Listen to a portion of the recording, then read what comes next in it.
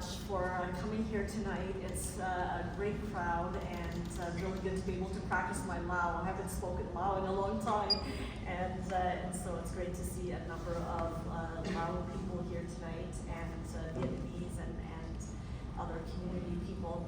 So now we're just going to have a time of Q&A. So if you have some comments about the project, film, exhibition, or questions for any one of us in terms of our experiences or about private sponsorship of refugee programs, please raise your hand and someone will come around with a mic. And if you can state your name and who the question is for and briefly ask your question, that would be great. So Cheryl has a mic there, so if you have any thoughts or comments, I hope that you found the film as moving as I do. I said every time I watch it, you know, it still is very, very emotional, and I think Sheila Petzel did a really great job in terms of putting it all together, looking at all the different interviews that we had done. Feel free to make me run.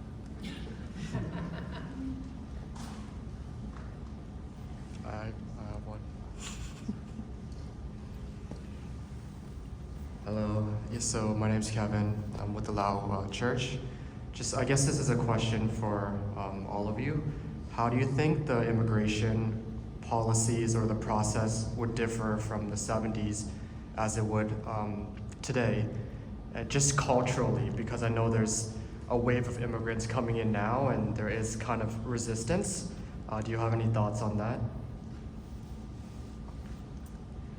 Thank you. That's a very good question. So I'll do the first attempt at answering it.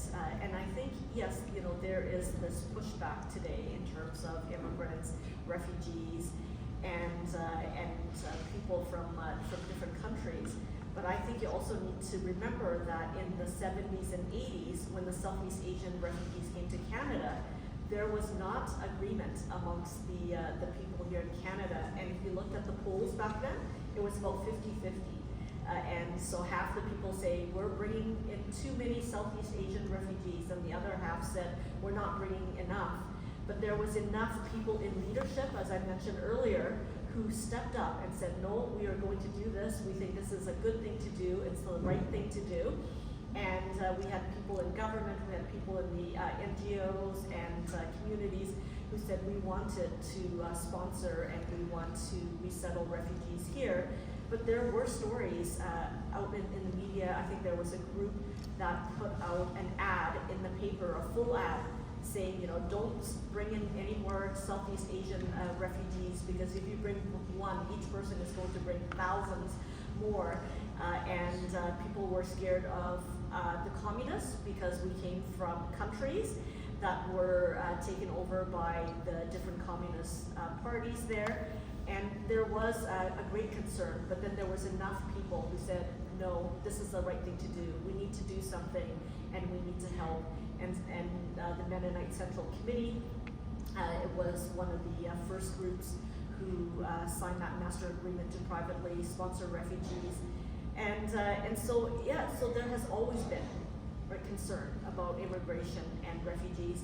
And that's why I think with this project and with the film and the exhibition, we really wanted to highlight the positive stories of integration and the contributions that the Southeast Asian communities are making here in Canada to help dispel some of the negative stories that we're hearing in the media. And I don't think we hear enough positive stories, and that's what we really wanted to do, was to highlight that. Moses, do you have a response? Yeah, I think what I can add here is just a bit of the reality that we are experiencing as of today. In terms of policies, not really so much has changed, but what we are saying is that immigration is political and it will remain political. And the way things have been happening over the years is when there is need for additional labor, there is labor shortages in Canada, immigration is being used like a water tap, where it can be opened and then more people are allowed into the country, and when they are more people and less jobs, and then it is closed. But overall, Canadians remain very loving, very compassionate, very welcoming. I think the outpouring of that generosity back in 1979 is also what we saw in 2015 with the Syrian resettlement. So there's always that power of the political will. As long as it is there, we're going to see people respond in very positive ways and create these welcoming communities that we continue to see. So this is the legacy of the great country that we all now call home, and just so grateful for being part of the movement here and in supporting many groups in helping newcomers settle and live and integrate into this community. Do you have anything? So since from my experience as a disabled international student, so the immigration's progress is kind of made me very nervous. And I remember when as soon as I received an offer from Brown, I'm very, very excited. And then when I prepared to apply for my visa, and I had to experience the medical examination. And during the examinations, and I mean it's very detailed. They asked me about my history, the medical history, and the doctor told me that I might, because it's related to my disabilities, so maybe I will be contacted for additional examinations. And then when I was back, and I'm very nervous about the ableism, and if it's just because of my disability, so I cannot go to study abroad or not. But I'm very glad that I'm here, and I don't have to take any additional examination, like medical examinations. And I just got the visa after 1 month, so I honored to have the opportunity to be here, and I agree that as he mentions about the political in terms of immigrations, but I believe that from my experience, and that although there's a lot of challenge, but I believe that Canada is really coming to the equities and the inclusion that we are trying to achieve. Thank you. And Pastor Neil, do you have a response? Yeah, good evening, ladies and gentlemen. I'm pleased to be here and give my personal experience. Last 47 years ago, I am from Laos, that's my family. I think that some of you may not know where the country of Laos is. Laos is a tiny country located in the Southeast Asia. It is bordered by China, Vietnam, Cambodia, and Thailand. Which is 3 million people back 50 years ago. But right now, about 7 million people. 68 languages and dialect, and 235,000 kilometers square area. Laos. The nationality of the religions of Buddhism to 79%, and of Lao people are Buddhism, includes my parents too. Only the 5% that practiced another religion until I was 28 years of age. I had never heard about God back that time. I have the 4 boys. The first one is 4 years old, and the second one is 3 years old, and the third one only 1.5 years. Even though I was not aware of God yet, I think He always had a plan for me, therefore I had a plenty for my wife and the children, and decided to escape to Thailand. 1967, and 1965, when Laos fell to the communist regime, whole countries were shaking. People move around while they're trying to escape to Thailand, includes my family too. My family did try to many times, but won't work because at that time it's very dangerous. Many people to got killed in the Mekong River every day because they try to escape to Thailand. In 1977, I decided to try to ask somebody and pay money for them. Took my family across the Mekong River at night to Thailand by the small paddle boat. When I almost to Thailand saw the soldiers shoot the gun point to us. They want to shoot us, but we asked them to please don't do it, don't do it. And then they took my family, walked to the police station, from the shore to police station about 3 hours. And they kept my family in jail for 5 days. After that, they literally asked to the camp, to the refugee camp, as a refugee for 2 years, without job and money. During that period of time, I had to struggle sometimes as the life was difficult, much more than I can say. In the camp, there were approximately about 50,000 people living together in one camp.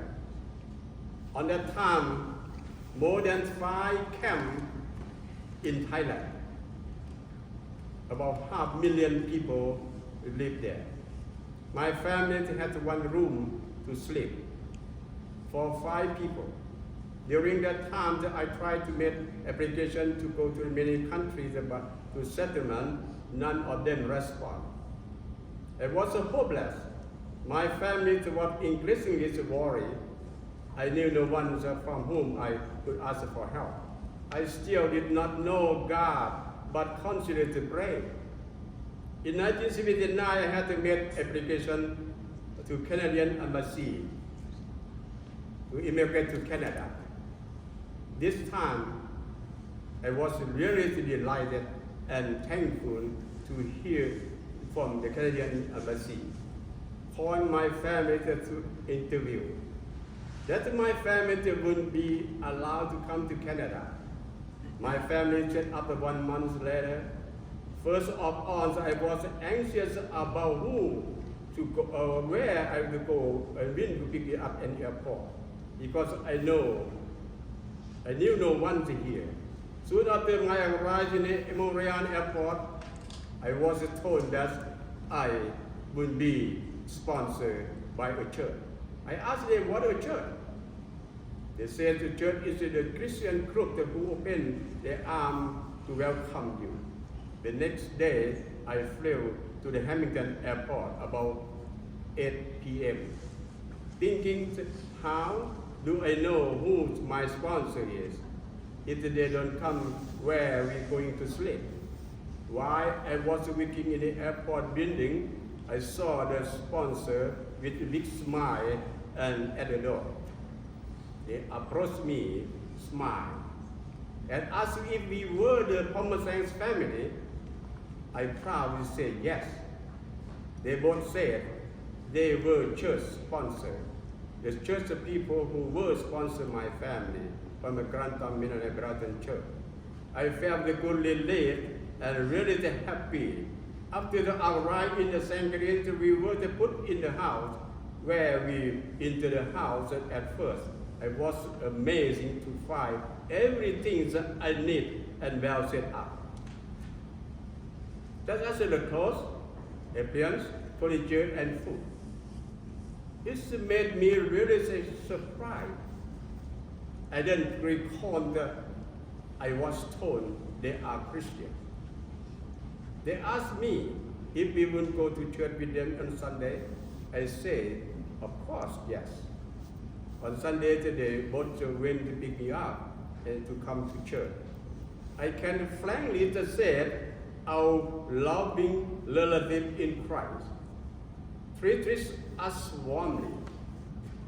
I truly believe that He is an Almighty God, and I believe what He just said in John chapter 8, verse 12. I am the light of the world.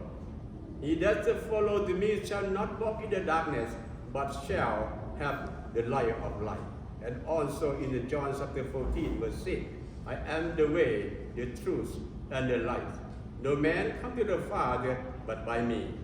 But right now, MCC and United Nations and the other organizations are working on the getting food in for feed the refugee around the world. Please pray for that. We know that I could tell that they had a world problem. The camp was completely cut off from access to food. During the water, drinking water, medicine, and other supplies that the people needed. In the camp that we were 50 years ago, lots of people that have died because of sickness, because of hunger and disease. And thank you for the MCC and United Nations and the other organizations in Canada care around the world. And as I read in the book, John C. Maxwell said, they don't care how much you know until they know how much you care. Canada care around the world, care about the people who need it. And may God bless all of you tonight when you come to see the slide or the story. It is true. This is the refugee from the Southeast Asia, from the Laos, Cambodia, and Vietnam. I saw that it's very, very true, not fake. Believe that. Thank you. Thank you so much for sharing your personal story of coming here to Canada and that you were warmly welcomed by the Mennonite Church. Okay, we have a question here and then we will go there. Yes, go ahead.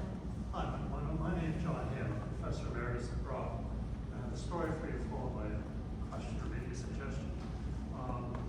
In 2005, we had a reception in this room, and I met to introduce the new health sciences program at Brock University. And I met a young woman accompanied by her parents who were asking if this would be a good place for her to come to study to do health sciences. She was hoping to become a physician at some point. And I said, yes, of course, you can do my program. And she did come. 4 years later, earned the Governor's Gold Medal Award for most outstanding student in the university. Her parents came on a boat from Hong Kong after fleeing from Vietnam. And 1 generation later, their daughter was winning the Gold Medal Award for outstanding performance in the sciences, and she's gone on to a very successful career. My question, or suggestion, I'd love to see a 4th panel. Children enriching the nation. I think we have thousands of examples of that. I think it's a story people need to hear. It didn't just end with this group, it continues on to this day. So I'm just telling you this story for you. Yeah, thank you so much for sharing that. Yes, amazing. The children who are here in Canada, whether they were children when they came or they were born here, they're making some great contributions here. And yes, like these stories, when the project was focused on that first generation that came to Canada. But there are groups now, for example, there's a young people's group in Calgary. They would be the 2nd generation of the Southeast Asians, and they are conducting their own research, and they want to present it in the 2025 50th anniversary. So there are the 2nd generations who are interested in this and looking at what else they can capture and what else they can share. There's also 2nd generation artists that I mentioned in my slide. And so she's an artist from Victoria, and what she does, Crystal Pham, what she does is she creates art based on the 2nd generation and how they are growing up in Canada, as well as art depicting pictures of their relationship with the 1st generation and some of the cultural kinds of disputes and cultural issues they have because they are 2nd generation. So yes, the 2nd generation is interested. And yeah, I would love to continue, with the project and keep adding to it. One of the things that I'm going to be looking at is adding artifacts That was my original, the original plan, but it costs a lot more money, and it's a whole different level of museum exhibition where you need temperature controlled, glass cases and all of that. But that's something that I'm interested in maybe looking and then adding that to the exhibition. But we didn't have that because I wanted to bring it back to the community and to share it with the community as soon as we're finished with the analysis of the research. So not to wait years before we can do that. But yes, that's an excellent addition that we can think about in terms of the research. Yeah. And you have a question here? Hi, my name is Louis, and I'm a student MBA at Goodman and Brock University. And I met Ling on the very first day when I got to Brock. So her story is really inspiring, especially for international students like us. So my question is that, so how can international students, especially the younger generation, especially third generation, can keep their culture, like the cultures of Southeast Asia, while maintaining their healthy relationship with their older generation?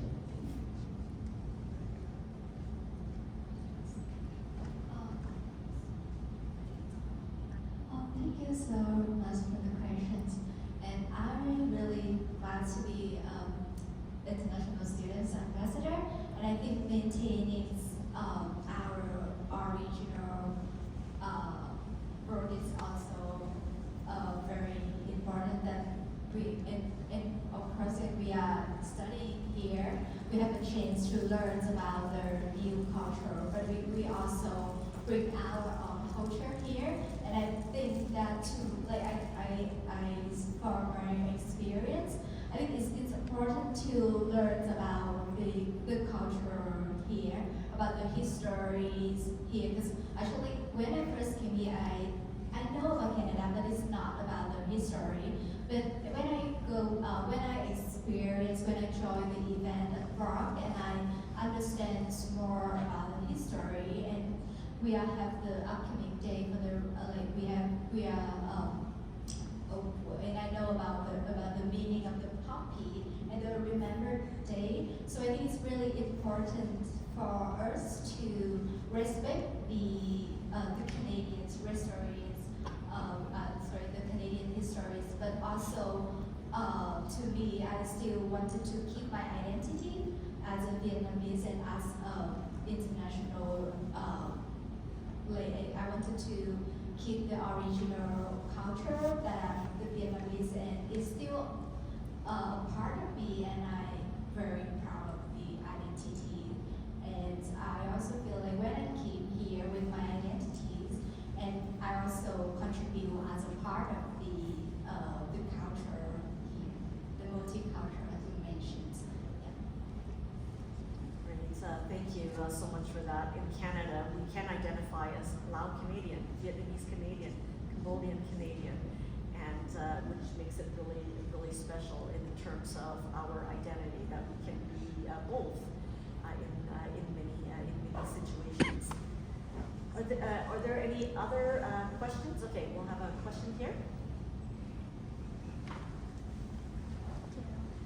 Hi, my name is Erica Samanabong. I'm a social worker and also second generation of a Lao immigrant. Community integration is such an important factor to promoting resiliency.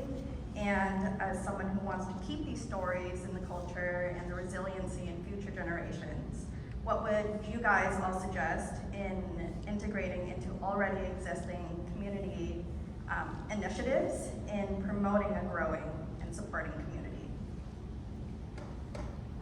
Yes, thank you for that. And I think many of us who have come here to Canada and we have integrated into the communities.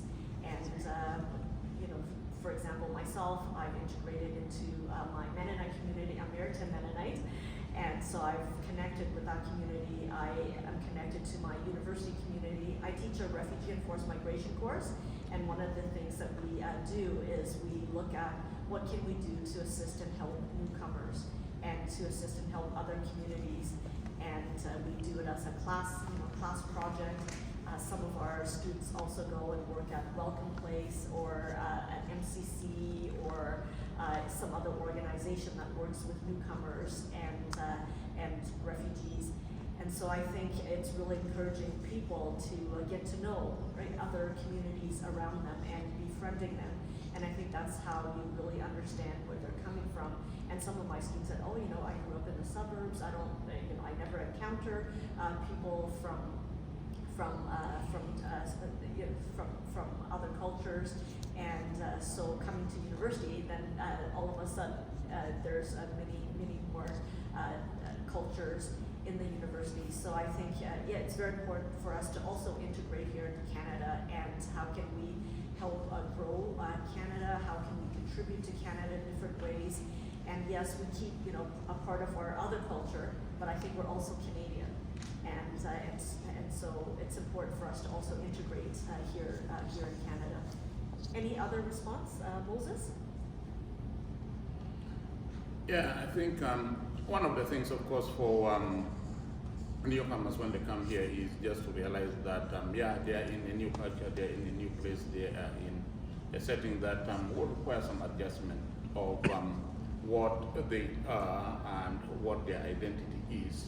And then to work intentionally on one, maintaining and retaining that identity, and then two, in working towards integration into the new culture and new society.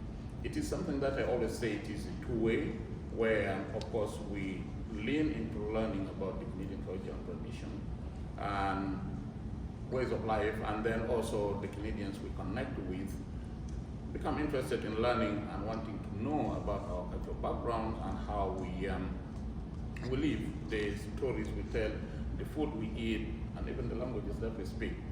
Canada is a great country, mosaic in so many different ways, made great by the fabric and the unity of people from almost all over the world. So it's something that we can continue to live intentionally. And where is integration?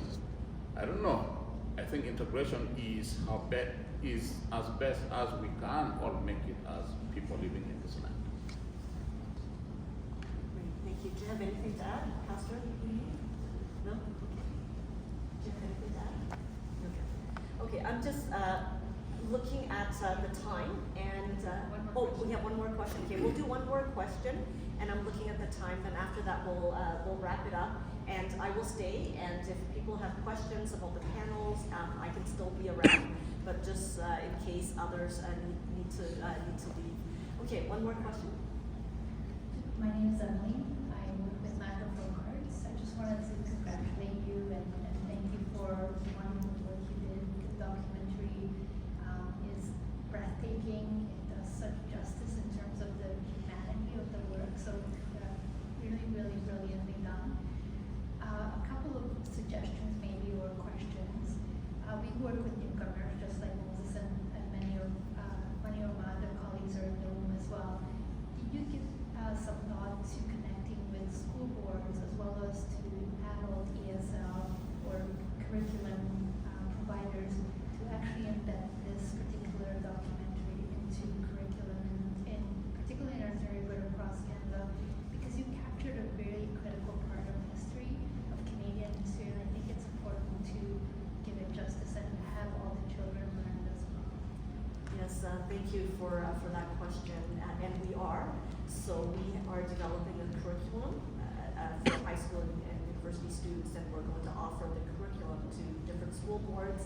And within that curriculum too, they will be connected to the different interviews that we have done on the Hearts of Freedom Project, and the website has those complete interviews. So those people who have given us permission to post them, they're on our interview. The interviews, are on our Hearts of Freedom website. We also have a digital exhibition. So on the panels there's QR codes. So if you take your camera and you point it there, it will take you to our digital exhibition. So these are resources that we are going to be offering at different schools and different school boards.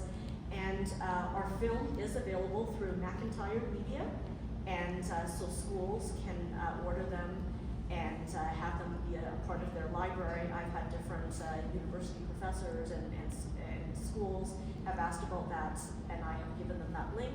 and that's our Canadian distributor. And so I would encourage libraries, universities, MCC, and other organizations doing this kind of work to get a copy, and then that way you have a copy of that for your own use.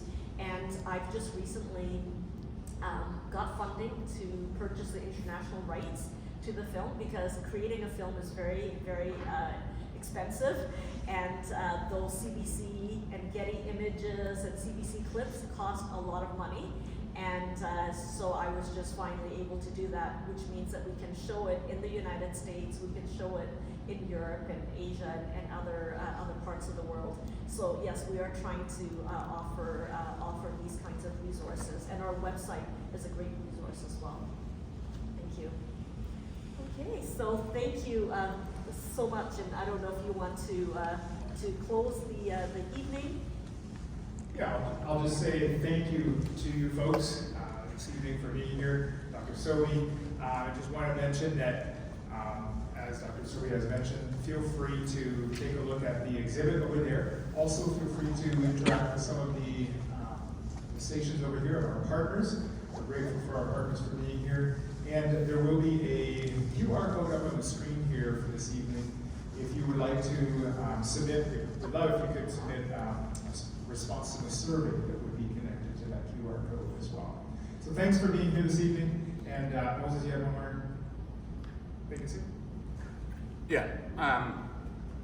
What I'm going to talk about is, where do we go from here? It has been a great evening, but certainly I need to leave you with some takeaway or action items. Go ahead. Good? Okay. Let me just find a space here.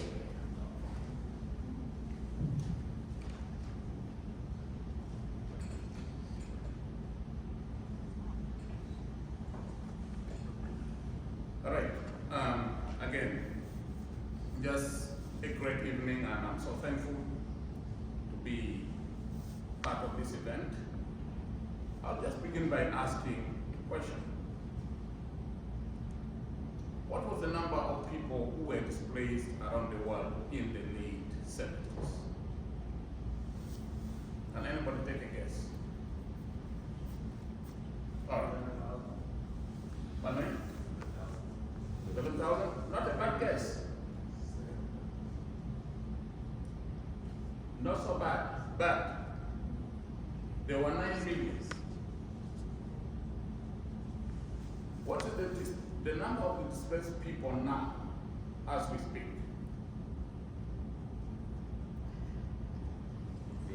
Any guess? 120 million. 120 million. Okay, very close. You have been following the news quite well. So, in the past 45 years, the number of people who have been displaced has grown by 10 times to an estimated 117 million people. Just hold to that number for a moment.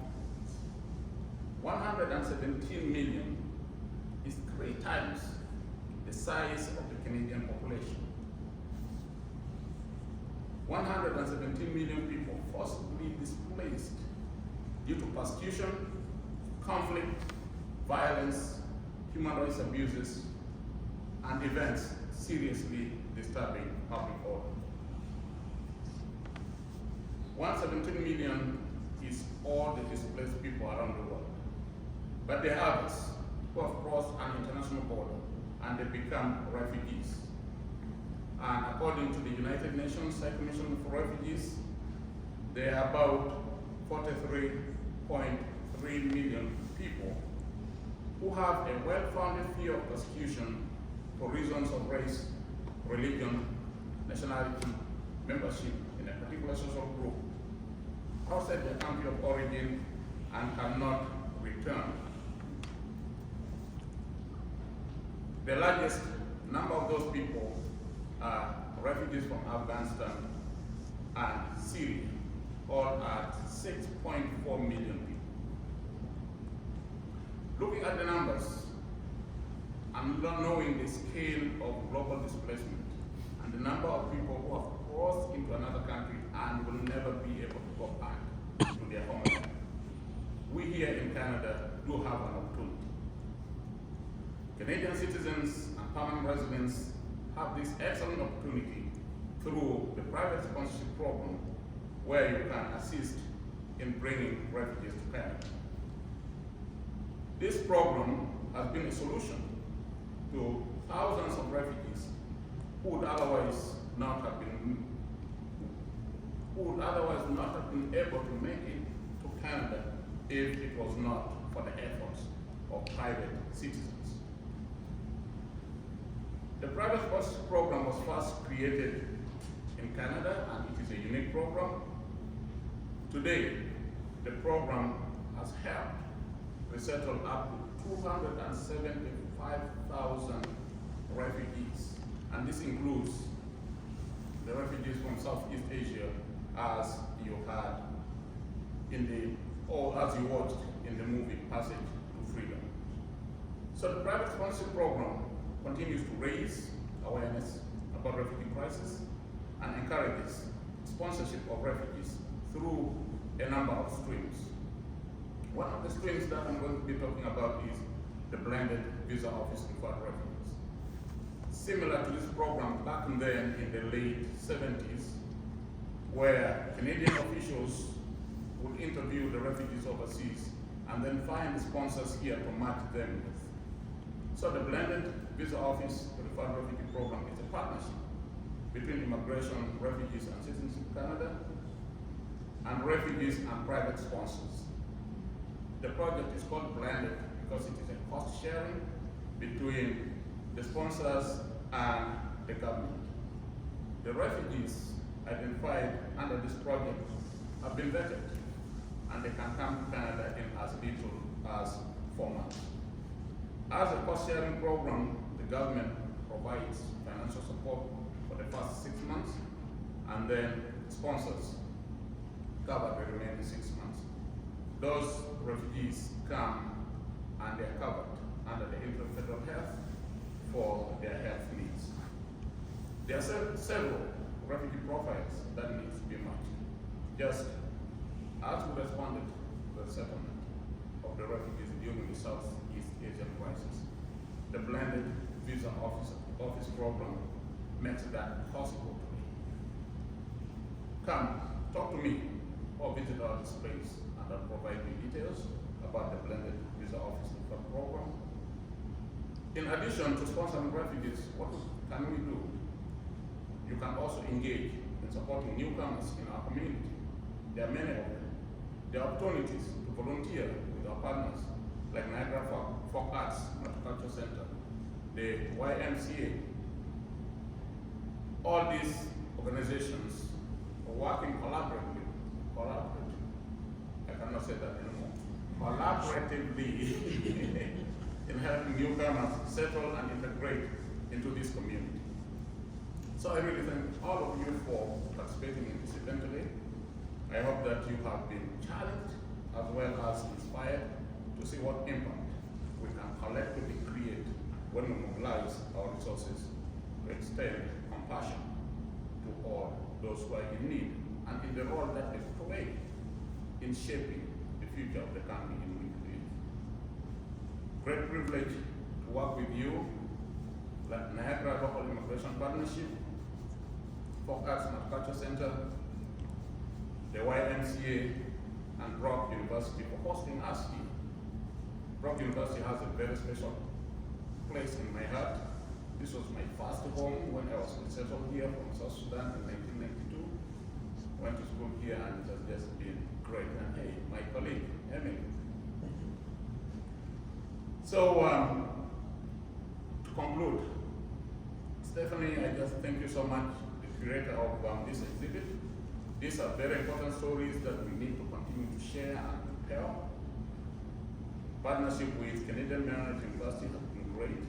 And also to my colleagues from Mariners Central Committee who have supported me so well here, and our partners in ensuring that this event is what it has become, successful as it is. So thanks again for this evening, and join Stephanie in the tour of the exhibit. Thank you.